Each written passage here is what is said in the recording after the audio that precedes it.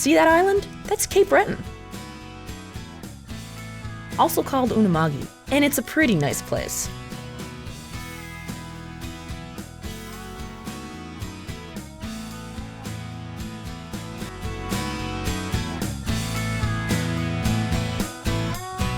It was voted one of the world's best islands to visit by Travel and Leisure magazine in 2011, and it's a big and beautiful world out there. By remaining undefeated in this title for the last 3 years, Cape Breton, with its warm and friendly people, has proven that nice islands don't always finish last. But like my dad always says, it's not that easy being ridiculously good looking. You should have the foundation of at least a decent personality, some admirable qualities, maybe even a weird talent or something. A geological map of Cape Breton kinda looks like the aftermath of a really good party, in contrast to the rather conservative geology of the rest of Nova Scotia. Because of our incredible geology, Cape Breton has an impressive diversity of unique natural features, none of which are far from the ocean. Where there is ocean, there's coastline. Those charismatic strips of land are evidence of an ancient struggle between the land and sea. They're small portions of the Earth's overall surface, but they're very large portions of our affection. One of the world's larger saltwater lakes dominates the center of this island, which brings me closer to my point. Although there are a lot of things I could talk about regarding this island, one of its strongest features, and the main reason why I've gotten your attention in the first place, is the beautiful Bredor Lakes ecosystem. Trust me, there's no place like it anywhere else in the world. This ecosystem, which is actually an estuary and not a lake at all, it's one of the most dramatic examples of the influence of the rising sea. The Bredor isn't just located in Cape Breton's center for your convenience. The end of the last ice age left depressions in many places on Earth, where glaciers once resided. The Bredor was flooded by the rising sea maybe 6,000 to 8,000 years ago. So it's a unique ocean inlet, a rambling of interconnected bays and channels that all come together to form this large body of water. And that water is an interesting soup of Atlantic seawater, local freshwater runoff, and a bit of fresh groundwater to top it all off. These mix to make it brackish. Yep, that's an estuary. Large, complex, and virtually landlocked, this is one of Canada's most charismatic ecosystems, sustaining ecological and cultural communities that are unique in many aspects. In Mi'kmaq, this estuary is called Bidubang, flowing into oneness. Who wouldn't want to be a part of that? So I see you're still listening. Good, I haven't even come to the best part yet. Did you know that on June 29th, 2011, the Bredor Lakes and surrounding watershed was officially designated as Canada's 16th UNESCO Biosphere Reserve? The entire designated area is a total of about 3,600 kilometers squared region of forest, freshwater, and marine ecosystems inside of Cape Breton Island. I know, right? That's a lot of room to play. I just hope we can all play nice. So now that it's official, we've had our time to celebrate.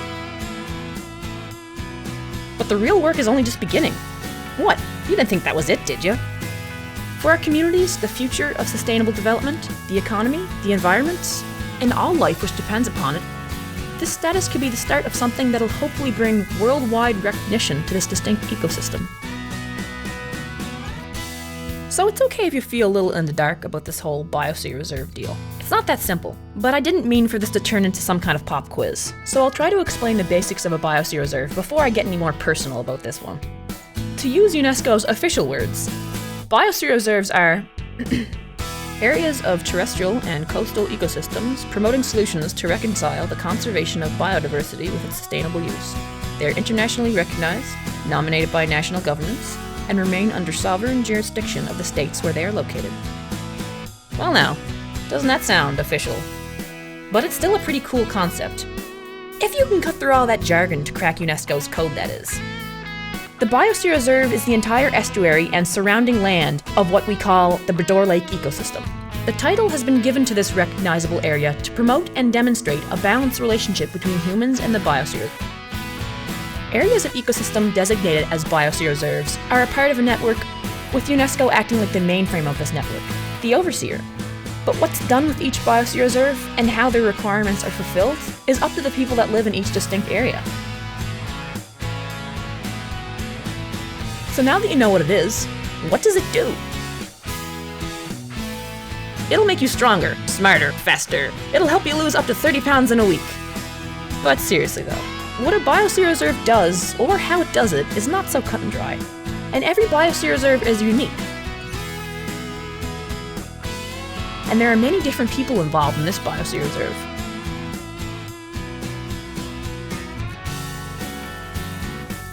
But ideally, the ecosystem and its communities are acting as role models, living laboratories of how healthy environmental practices should be implemented in ecosystems around the world. Each biosphere reserve is intended to fulfill 3 basic functions, and they all complement and reinforce each other. A conservation function contributes to the conservation of landscapes, ecosystems, species, and genetic variation. A developmental function fosters economic and human development that's culturally and ecologically sustainable. And a logistic function provides support for research, monitoring, education, and information exchange related to local, national, and global issues of conservation and development. What about the people of our biosphere reserve? Asking what a biosphere reserve does partly includes what the people who live there do. Cape Breton's not only beautiful, but culturally diverse, you know. In this biosphere reserve lives many diverse groups of people. Mi'kmaq and the descendants of early European settlers. English, Gaelic, and Acadian mostly. And along with many newcomers from all over the world, they work and play on the Bredor. The diverse network of watersheds include 4 different counties influencing the Bredor, and it creates many opportunities for interaction. Culture and tradition run deep and are kept very much alive by the Mi'kmaq communities, as well as the Gaelic and Acadian communities. There's no doubt that Canada is full of charismatic and unique ecosystems, but unfortunately, they don't give a biosphere reserve title to just anywhere. Now that you hopefully have a better understanding of what a biosphere reserve is and does, we can talk about what it is that made this biosphere reserve worthy of this designation. The many unique features of the ecosystem and its communities. But why just tell you when I can show you? Just like in science, you shouldn't believe everything you're told without seeing some solid evidence first. Only then can it be considered trustworthy. But don't worry, I'm a reliable source. I'll even cite my references for you if it makes you feel better. So let's check out some of the places around this biosphere reserve and find out what are some of the unique features. The Bredor is kind of like an ocean within an island, but it still has to be connected to the rest of the Atlantic to have maintained the properties of an estuary. That's where the Great Bredor Channel shines. Located at the most northern basin of the ecosystem, this wide channel of water serves as the umbilical connection of the Bredor estuary to the Atlantic Ocean. It's significant as the main source of seawater and nutrient inflow for the lakes. And it's also very possible that we'll be harnessing this channel's tidal energy in the near future. Now, the St. Andrews Channel and its canyon were originally the first pick for a biosphere reserve designation back in 2003. This region also holds the deepest areas of water in the Bredor Lakes. And at up to 280 meters, who knows what could be hanging out down there?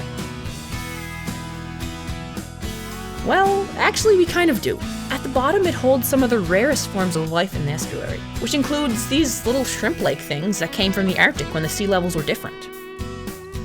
St. Patrick's Channel is the most intensely used part of the biosphere reserve by its people, with the biggest villages on its shores. The bulk of the forestry that goes on in the biosphere reserve occurs on its surrounding land. This place is also noticeable for its large amount of eagle nesting sites, likely because of the extensive coastal areas that are adjacent to shallow water and seagrass meadows that are nurseries for all manners of estuarine creatures. Badek is the largest village in the biosphere reserve's watershed, and a really nice tourist spot. Its bay is a major boating area in the Bredor. And Alexander Graham Bell made this village his home back in 1885, where he aided in the flight of the first plane in Canada. Waikakama Bay is the basin with one of the slowest rates of water exchange.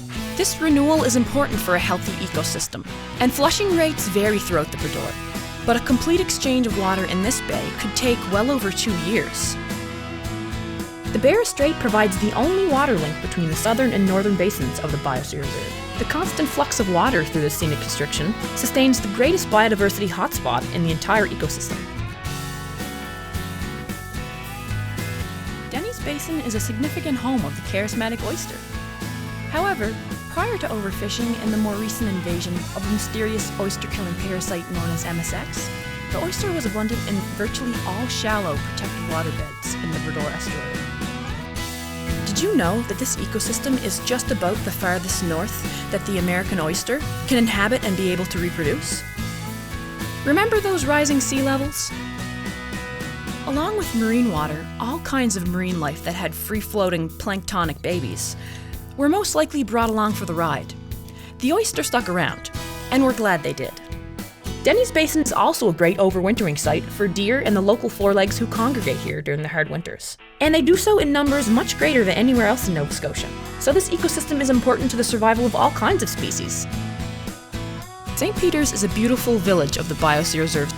This village is a popular boating and tourist spot.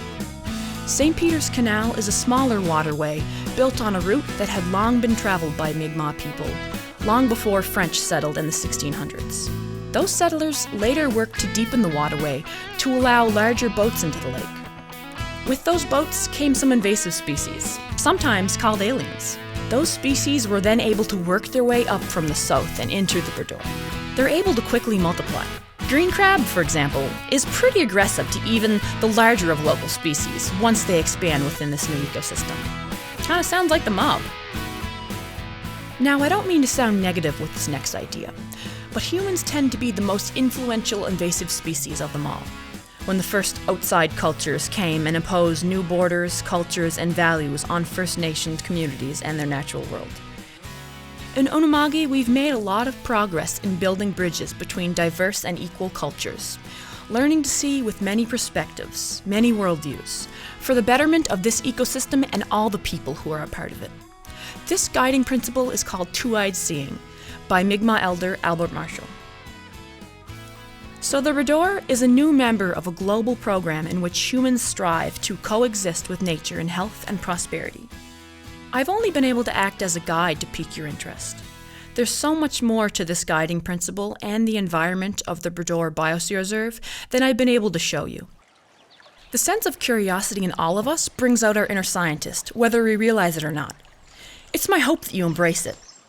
Please tune in next time so that I can share with you my continuing story in the Bredor Biosphere Reserve. Namoltes Nidapk. Until we meet again, my friends.